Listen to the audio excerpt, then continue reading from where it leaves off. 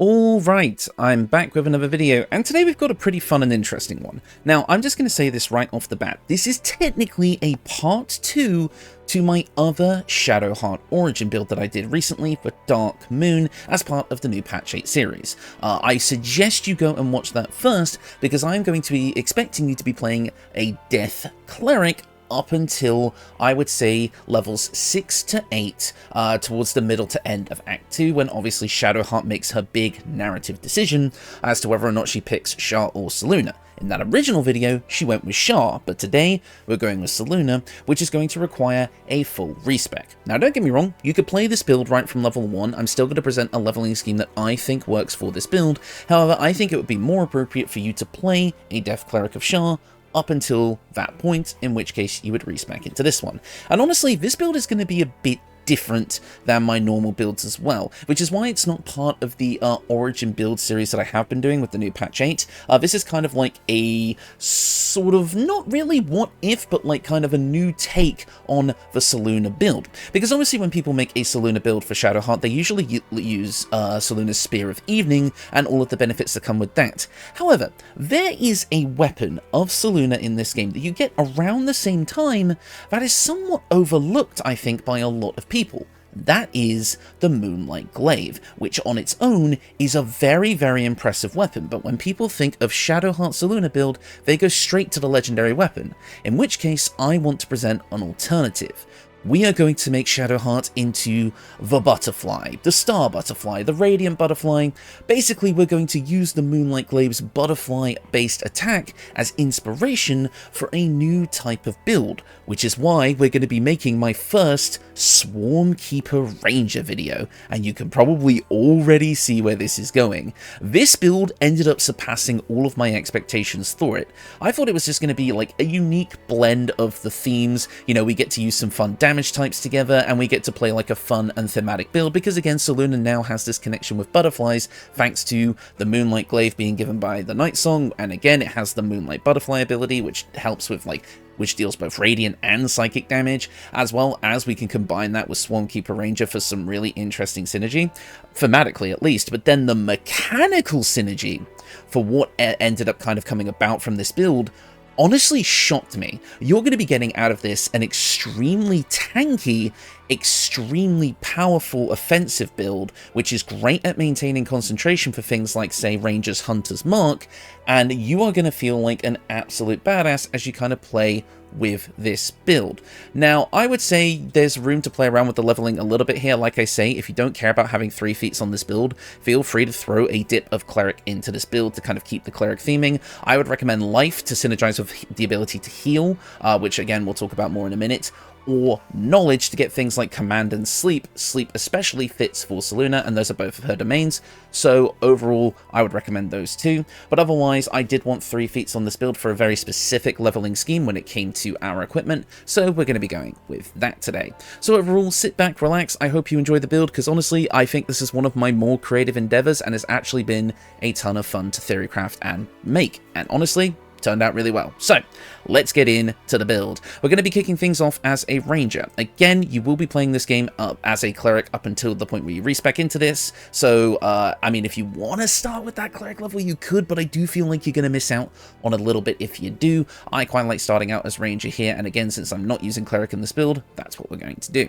By kicking things off as ranger, we're going to gain access to simple weapons, martial weapons, light and medium armor, as well as shields. We definitely want to, we're not really going to be using light or medium armor with this build, I'll explain in a bit, nor are we going to be using shields because a glaive is a two-handed weapon, but we absolutely want those martial weapon proficiencies, so we're going to be going with that here.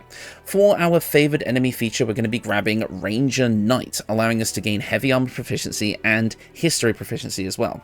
The history proficiency is neither here or there, but we do want to wear heavy armor with this build because we do end up keeping our dexterity as a 10, so that all of our other stats kind of work out in the wash. And honestly, heavy armor worked great for this build, as you'll see a bit later. We're also going to get to choose a natural explorer feature, and I'm going to recommend Wasteland Wanderer Poison. The Agents of Shar work with poison quite a lot. It's kind of part of their whole espionage kit, and as such, I feel like Shadowheart, now being blessed by Selûne, is going to have some resistances to the Agents of Shar, poison being one of them. Now obviously this is more of a flavor pick, other picks might be more useful since poison isn't that common amongst your enemies, but I do like the idea of having Wasteland Wanderer Poison here, to like just fit that kind of vibe and give us a resistance, which is always nice to have. As for our skill of proficiencies and ability scores, we have the following. Strength is at 16, as it is actually going to be our main attacking modifier for this build. Dexterity is at 10. We're going to be wearing heavy armor, so we don't need a high dexterity, and since we are going to be really tanky, going kind of later in the initiative order isn't actually going to be a huge deal. Constitution is at 14. I would have liked this higher for a bit more HP, but we're going to be able to patch that up with the aid spell a bit later on, as well as the fact that by the time we're done with this build, concentration saves are literally going to be a non-issue for us, and Constitution being at 14 is the bare minimum to make that work, so we're good on that front. Intelligence and Charisma are both at 8, unfortunately, as we don't need them, and Wisdom is at 17, as it is going to be our main spellcasting modifier, and it's going to help out with some other abilities that we'll get in the future, and we'll be bumping that up later to a full 18.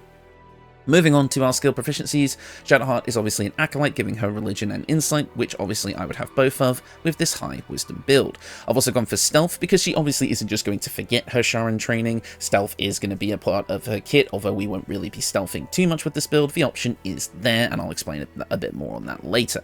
Animal handling I decided to go with because we're playing a ranger and eventually a Swarmkeeper, I feel like it makes sense to have animal handling with our high wisdom. Also, it allows us to communicate with Scratch in a nice way, being able to give him good pets, so it's the most important skill in the game. Also, we're going to take perception because it is also a very important skill to have, so I want to grab that here, but I could definitely see a case being made for survival as well, since Shadowheart did have to survive out in the wilds for a while. Right, that's level 1. Oh, before I go though, I will say, if you are playing this Shadowheart character as an origin build, you are going to want to replace her high elf cantrip with booming blade. Unfortunately, I can't do that here because this is companion Shadowheart, and trust me, I tried with all sorts of mods and such like that just to make it work, but if you're playing as Origin Shadowheart, make sure you grab Booming Blade as your cantrip, as it will have some synergy with the rest of the build, and just overall make it way more powerful, so be sure to pick up Booming Blade there. Right, now that's level 1 done. At level 2 of Ranger, we're going to gain access to a fighting style and some spells. For your spells, Hunter's Mark is a necessity for this build. It is going to be our main kind of concentration spell that we're going to be focusing on. It's going to give us extra damage, including extra, like, kind of, let's just say special damage when we get to Swarmkeeper. Again, I'll explain the synergy a bit more later, but obviously Hunter's Mark being a concentration spell, that's going to help with some other things as well, and we're pretty much always going to be able to maintain concentration on this by the time this build is done, so Hunter's Mark is just free extra damage that we're always going to want, and again, synergizes with other abilities, so we're going to want to have it. Your second spell can kind of be whatever you like. I wouldn't really recommend anything that takes up concentration, as we are more or less going to want to focus on that with Hunter's Mark. If you take a ranged weapon with this build, Hail of Thorns can absolutely work if you want to. Good Berry is always good for a snack. It's kind of hard to choose a secondary spell. I mean, I will take Ensnaring Strike, as it will have some synergy that we can use throughout the build every so often, but otherwise it's not a huge deal. We're also going to be grabbing a fighting style here, and unfortunately we can't really make use of any of these. I'm not really using the any archery or ranged weapons here, so the archery fighting style doesn't really work.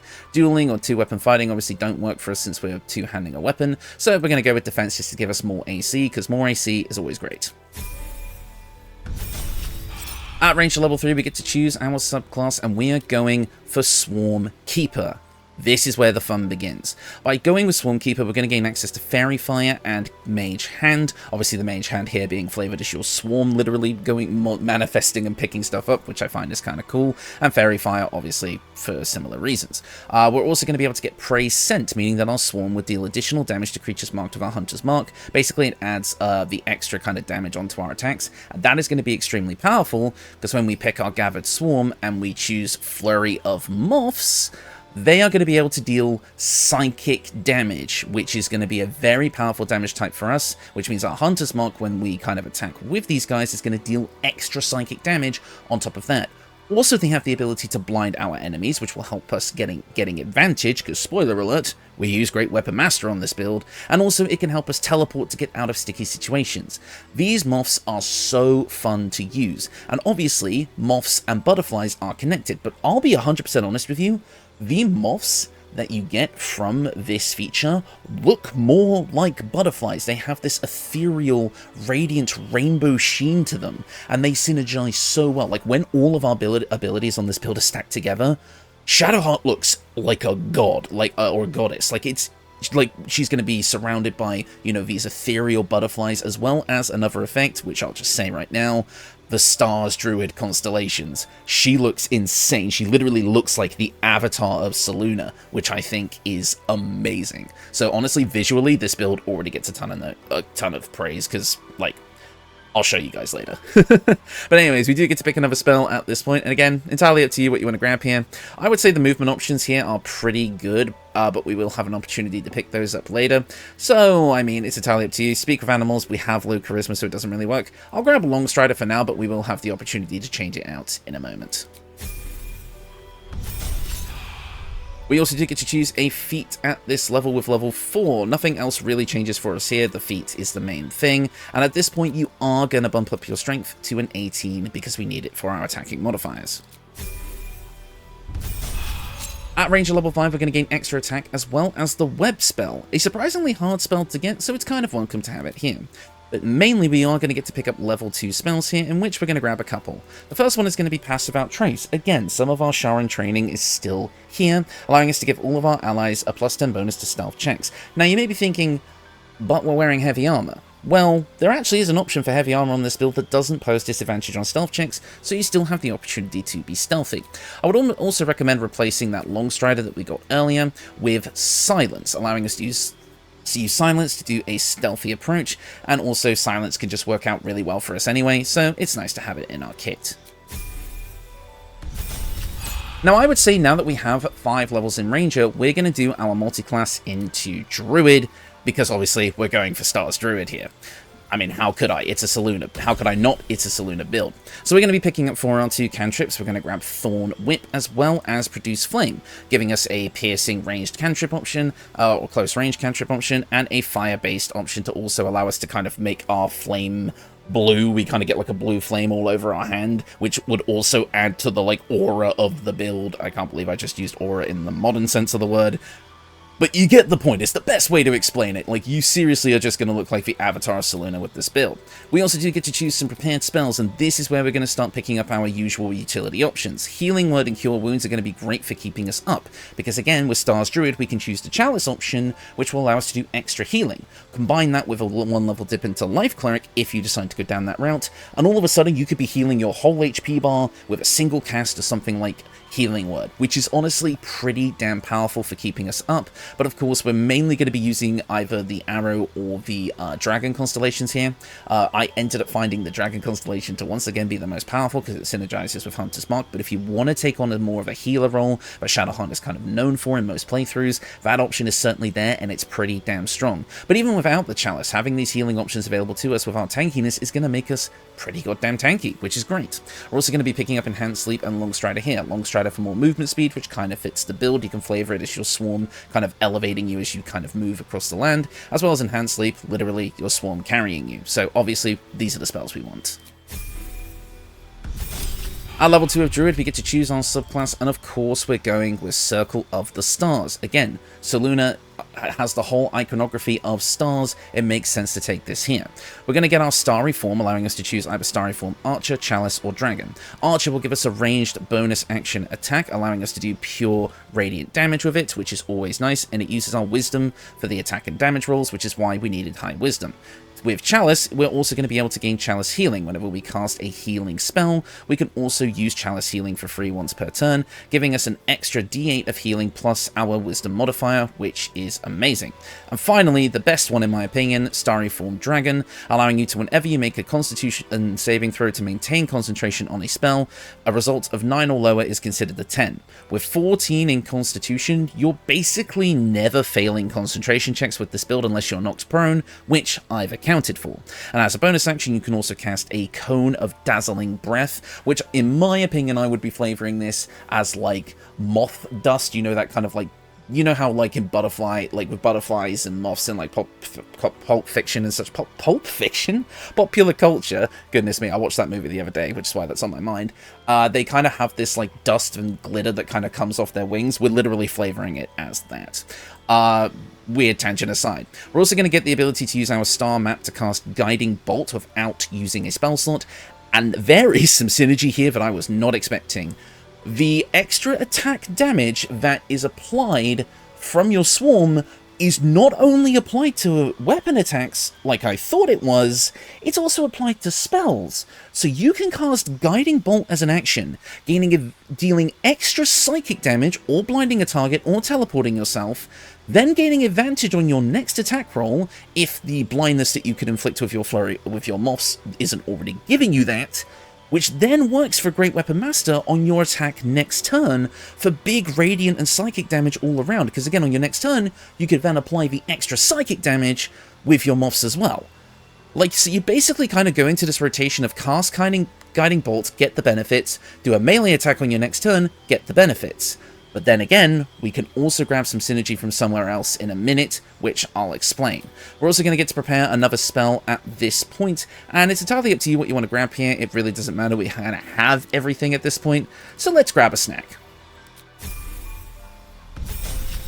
Now, at this point, I'm actually going to jump back over to Ranger and start leveling up a bit more here, which is going to allow us to pick up another favored enemy feature, and I'm going to be going with Sanctified Stalker here. Sanctified Stalker is going to give us the classic Cleric, Cantrip, Sacred Flame, and Religion proficiency, which we do already have, but honestly, we can't really benefit from the other things here that much. A Sanctified Stalker just giving us the Cleric, Cantrip, even though we decide not to take a Cleric level, we're still going to feel like a Cleric. So overall, it still fits Shadowheart's identity, and of course, the meme of Sacred Flame always missing. We need to have it here. We also do get to choose another Natural Explorer feature here, and I like grabbing Wasteland Wanderer Fire to protect our swarm of insects from their probably biggest weakness, which is fire. And of course, fire is a very common damage type in the game, so it's nice to have resistance to it. You could change your swarm at this point, but obviously we're not going to, so yeah, that's level 8. Level 8. At Ranger level 7, we're going to gain access to our Writhing Current, allowing us to fly using Writhing Tide, which is awesome. So basically now we can freely move across the battlefield, flying around, teleporting around. It just looks amazing. We're literally a comet streaking across the sky now, covered in butterflies and stars. It looks amazing. For our spells, we do get to choose another level 2 spell, and I'm actually going to recommend Spike Growth because it is going to have some usage here. It has an unintended synergy with a piece of equipment that we're going to be using, which could be fun to exploit, but also it's going to we're going to be able to just move over it anyway thanks to the ability to fly, so if we don't need to concentrate on Hunter's Mark for whatever reason, we do have some pretty consistent battlefield control here. And at Ranger level 8, we get to choose our next feat for the build, which is going to be Polearm Master.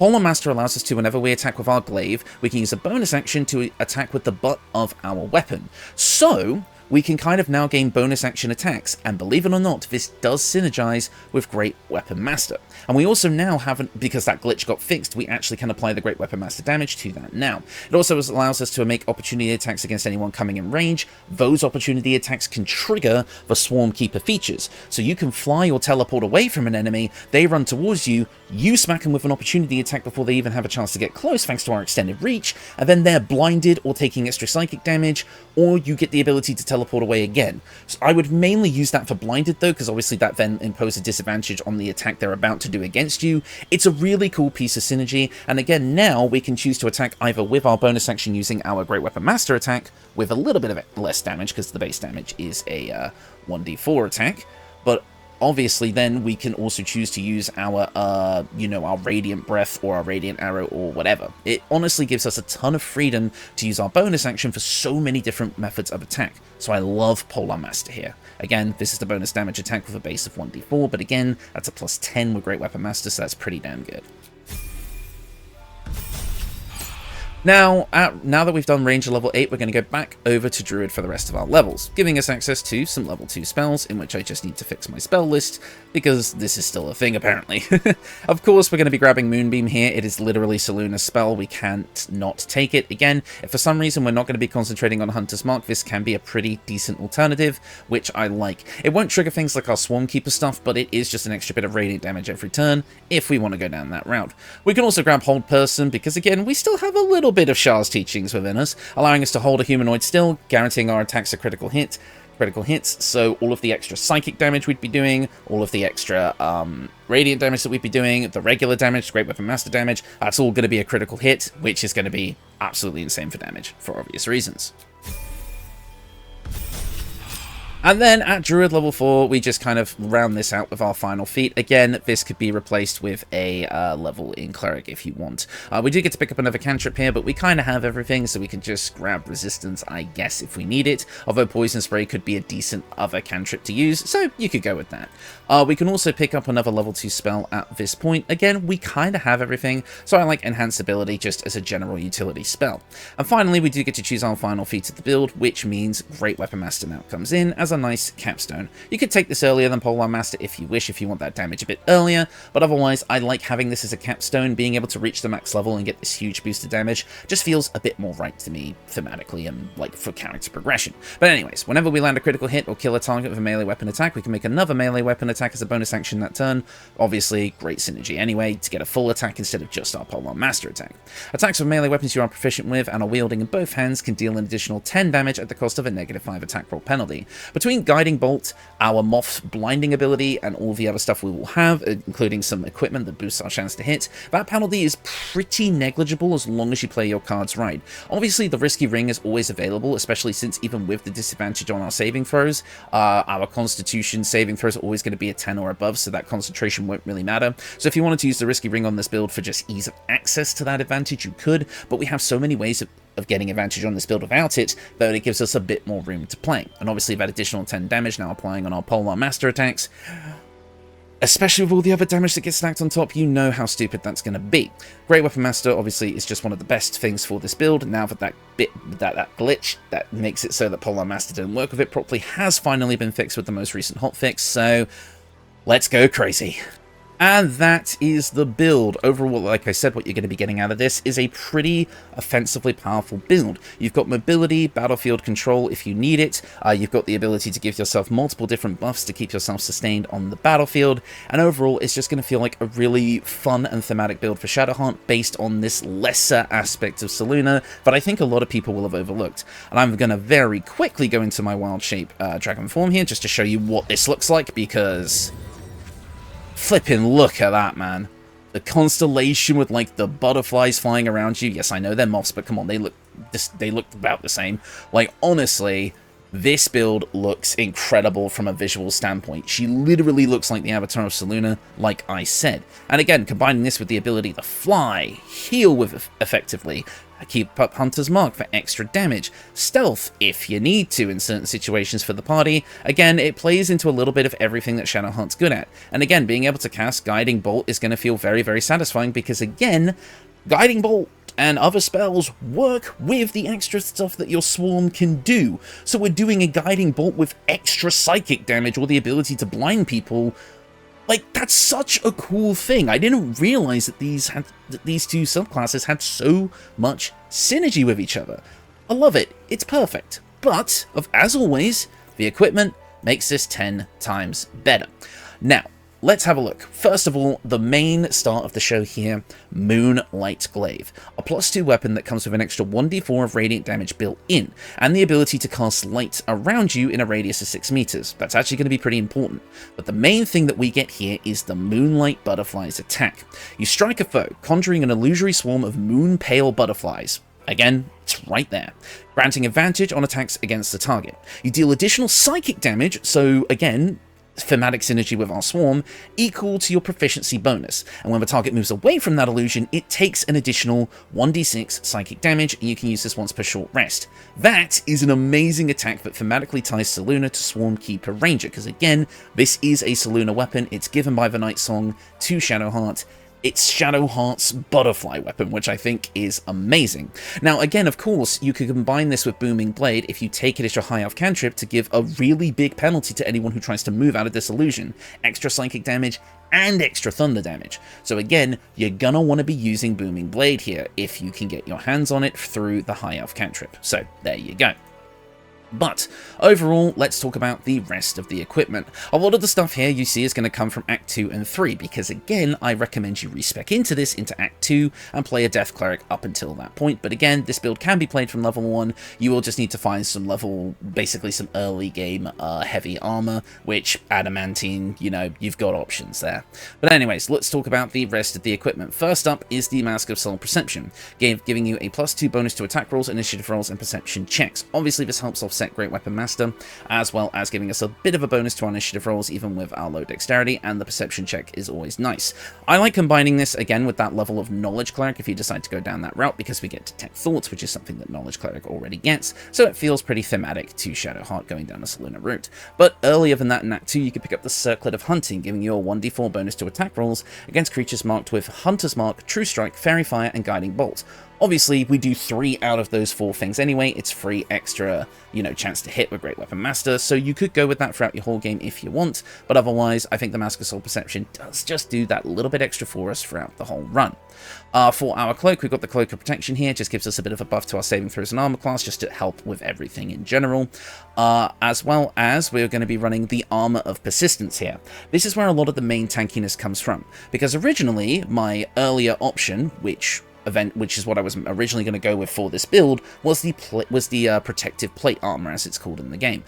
It gives you no disadvantage on stealth checks, an 18 base armor class, and resistance to necrotic damage, which I think, for being in the Shadowlands, is going to make a ton of sense, and again, it's Saluna's Blessing protecting you from Shar's influence. And overall, with the color scheme that I've gone for here, it kind of looks like you have this like butterfly wing kind of coming off your waist there, which feels very, very cool.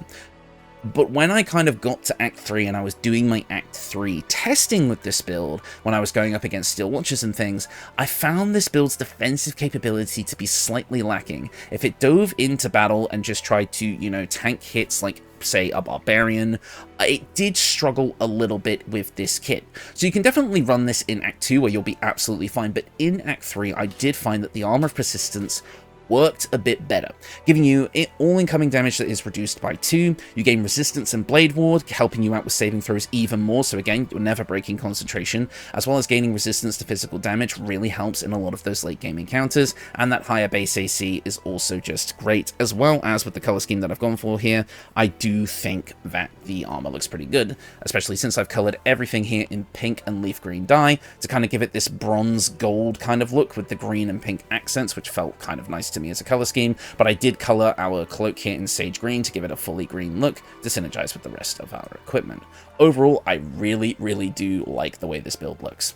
Moving on, we've got the Gloves of Battle Mage's Power. Whenever you hit a target with a spell or a cantrip that uses a weapon, you gain Arcane Acuity. This can help for some of our damaging stuff here, and it has some nice synergy with the build, but this is mainly, again, meant to be used with Booming Blade. You hit someone with Booming Blade instead of your regular attack if you're not using your Moonlight Butterflies, and it's just basically a higher chance to hit with, your other spells. Well, honestly, we haven't taken a lot of damaging spells here, though, but it does help with Guiding Bolt and such like that. So overall, you can swap this out if you wanted to, but I do think it has a decent amount of synergy with the build. If you're using something like Booming Blade, and obviously we're always doing Radiant damage, the Gloves of Belligerent Skies would also work here, but since I always recommend those, I just kind of wanted to show off something a little bit different. And again, it gives you the opportunity to take more damaging options as well if you decide to. It helps with things like Thorn Whip and such like that. So overall, I feel like this is a pretty solid choice, but you could swap it out for other things that would synergize. The Brain Drake Gloves for mental fatigue would obviously work very, very well with all the psychic damage we'd be doing. Gloves of Belligerent Skies for reverberation, and even anything really that just kind of gives you a little bit more damage. You could either just go for the late game Legacy of the Masters for a higher chance to hit to help offset Great Weapon Master and more flat damage. Honestly, entirely up to you, but I wanted to show off this since it's now been fixed as a patch 8 and has a new utility with Booming Blade.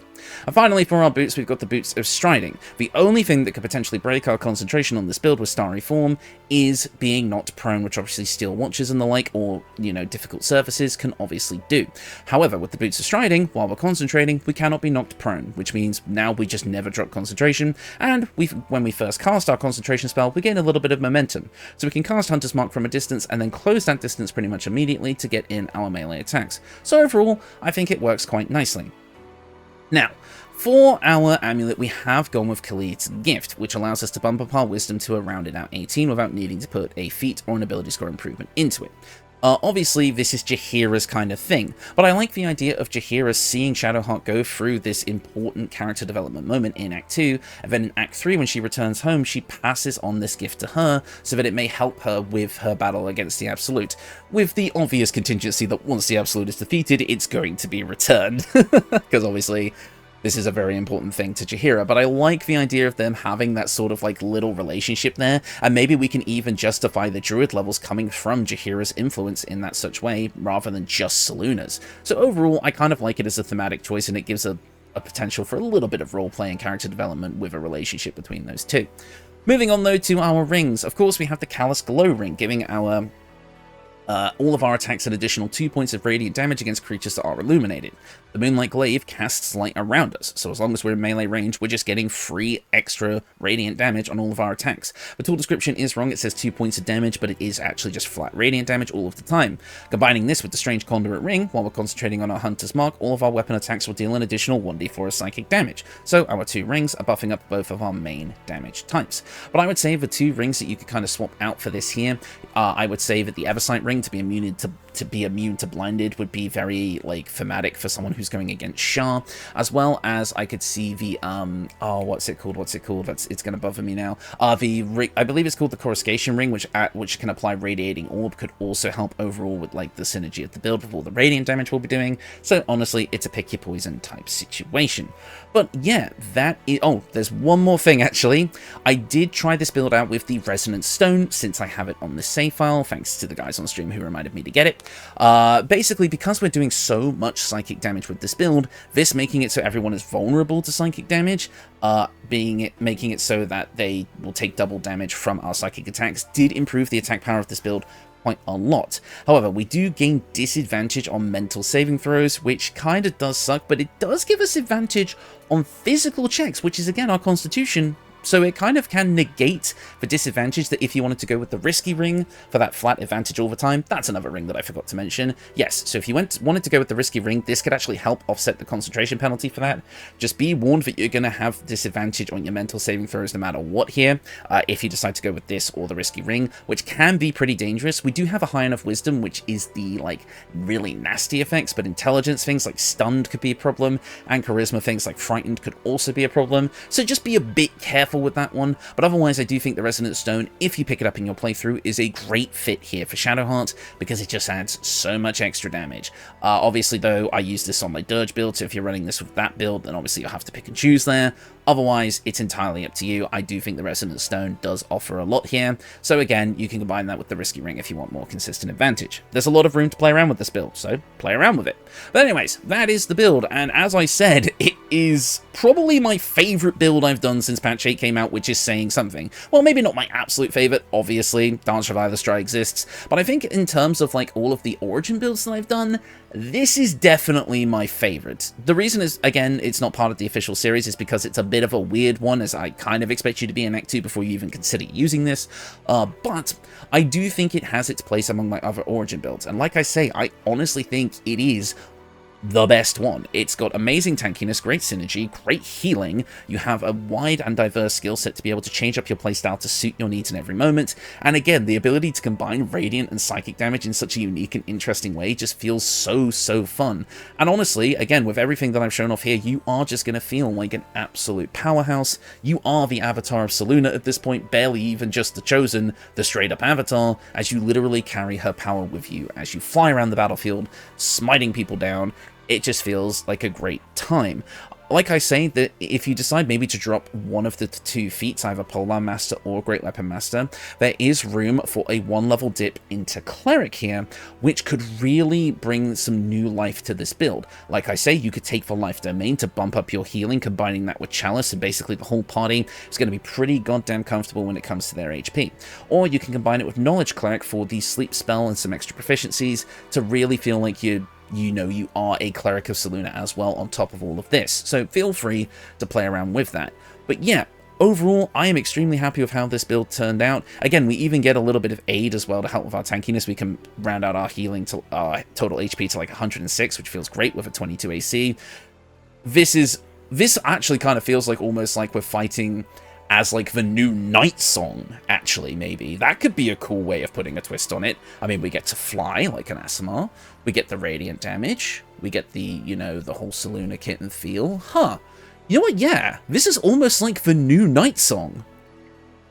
I never even thought of that. Huh. Well, what do you know? There we go, I guess. Anyways, that is going to do it for me. Thank you all so much for watching, and I will see you all next time.